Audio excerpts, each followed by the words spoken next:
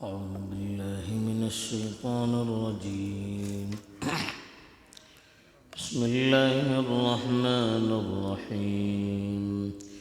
إن الصفا والمروة من شعائر الله فمن حج البيت أو اعتمر فلا جناح عليه أن يطوف بهما ومن تطوع خيرا فإن الله شاكر عليم.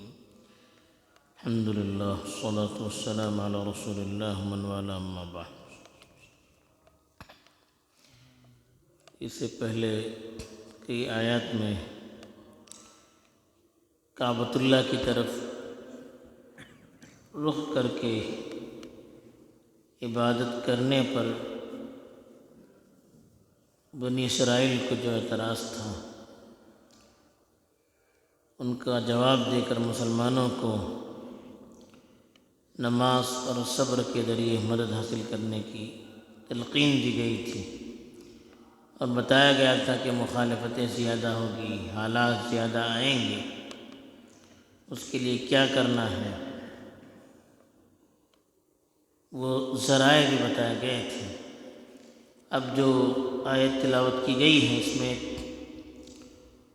دوسری چیز جس کے سلسلے میں یہود و نصارہ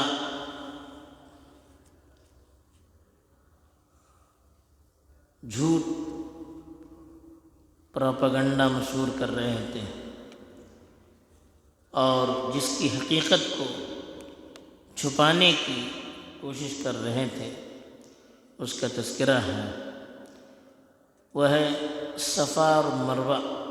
مروہ وہ جگہ ہے،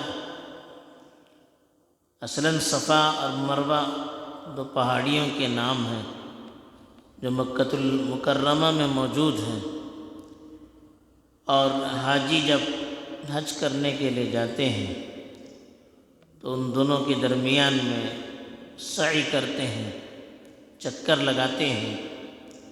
دراصل یہ حضرت ہاجرہ علیہ السلام جو حضرت اسماعیل کی والدہ تھی، حضرت ابراہیم کی زوجہ محترمہ تھی،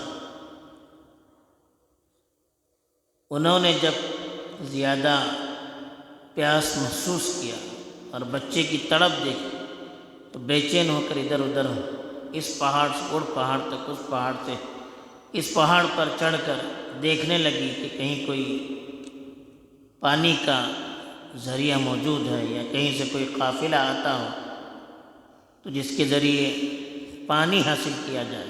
تو بے چینی میں ادھر سے ادھر دوڑنے لگی. تو یہ ادا حضرت ابراہیم علیہ السلام کی سنت میں بھی شامل ہو گئی. بعض لوگوں نے لکھا ہے کہ حضرت ابراہیم علیہ السلام نے بھی سعی کی تھی. بہرحال ان کی یادگار کے طور پر حاجیوں کو بھی سعی کرنے کے لیے کہا گیا ہے. لیکن مروہ پہاڑ دراصل حضرت اسماعیل کو ذبح کرنے کی جگہ تھی جس کو یہود چھپایا کرتے تھے، اور یہود ذبح حضرت اسماعیل کے بجائے حضرت اسحاق کو مانا کرتے تھے. حالانکہ ان کی کتابوں میں آج بھی دبے الفاظ میں اس کا تذکرہ ہے کہ ذبح حضرت اسماعیل علیہ السلام تھے، جن کو ذبح کیا گیا تھا وہ حضرت اسماعیل علیہ السلام تھے، لیکن وہ ان کو چھپانے کی کوشش کرتے تھے. تو ان کی اس جھوٹ کو اللہ تعالیٰ نے یہاں واضح کیا. چنانچہ فرمایا ان الصفا والمروۃ، بے شک صفا اور مروہ من شعائر اللہ، اللہ کی نشانیوں میں سے ہے. شعائر یہ شعیرتن کی جمع ہے، یہ نشانی کو کہتے ہیں. خاص طور پر وہ نشانیاں جو کسی جن سے کوئی عبادتیں منسوب ہوتی ہیں، جیسے ذبح کو بھی شعائر کہا گیا، اذان کو بھی شعائر کہا گیا. ایسے ہی صفا اور مروہ بھی دینی شعائر میں سے ہیں، اسلام کی نشانیوں میں سے بڑی نشانیاں ہیں جن سے ایک خاص عبادت سعی وابستہ ہے. تو اللہ نے کہا کہ صفا اور مروہ دو پہاڑ یہ اللہ کی نشانیوں میں سے ہیں. فمن حج البیت، جو شخص کعبۃ اللہ کا حج کرے اب اعتمر یا عمرہ کرے فلا جناح علیہ اس پر گناہ نہیں ہے ان یطوف بہما کہ وہ ان دونوں کے درمیان میں طواف کرے یعنی سعی کرے۔ اب یہ کہا کہ حج یا عمرہ کرنے والوں کو سعی کرنا چاہیے، اور سعی کرنا کوئی گناہ نہیں ہے، یہ گناہ نہیں ہے۔ کیوں کہا؟ جاہلیت میں صفا اور مروہ ان دونوں پہاڑوں پر بت رکھے ہوئے تھے، اساف اور نائلہ نامی، اور جاہلیت میں ان بتوں کا چکر کاٹتے تھے۔ تو جب اسلام لائے وہ لوگ تو ان کو اب صفا اور مروہ کے درمیان صحیح کرنے میں ذرا سا تکدر ہونے لگا کہ جو چیز ہم جاہلیت میں کرتے تھے اور اپنے بتوں کے لیے کرتے تھے، اب اسلام میں بھی وہ چیز کریں گے تو دل ماننے کے لیے تیار نہیں تھا۔ ایسے ہی انصار میں سے کچھ لوگ تھے، یا انصار کا قبیلہ اوس اور خزرج اور دوسرے کچھ قبائل والے تھے، وہ صفا اور مروہ کے بجائے مشلل نامی ایک علاقے میں ایک بت رکھا ہوا تھا، اس کا وہ طواف کرتے تھے اور صفا مروہ کے درمیان سعی نہیں کرتے تھے۔ تو ان لوگوں نے بھی صفا اور مروہ کے درمیان سعی کرنے کو گناہ محسوس کیا۔ تو اس لیے کچھ لوگ جاہلیت میں اس کو کرتے تھے یہ سمجھ کر، اور کچھ لوگ جاہلیت میں بھی اس کو گناہ سمجھتے تھے، تو اسلام میں بھی ان کو تکدر محسوس ہونے لگا۔ تو اس لیے ایسے لوگوں سے خاص طور پر کہا گیا کہ صفا اور مروہ کے درمیان جو سعی کرتے ہیں یہ کوئی گناہ کا کام نہیں ہے، بلکہ یہ اسلام کا ایک حکم ہے، اللہ کے رسول صلی اللہ علیہ وسلم نے خود کیا ہے اور لوگوں کو کرنے کے لیے بھی کہا ہے۔ اسی لیے علماء نے لکھا ہے کہ حج کریں تو صفا اور مروہ کے درمیان سعی کرنا بھی واجب ہے۔ تو ان فلا جناح علیہ ان یطوف بہما کا، اگر ان دونوں کے درمیان طواف کیا جائے، سعی کیا جائے، اس میں کوئی گناہ نہیں ہے۔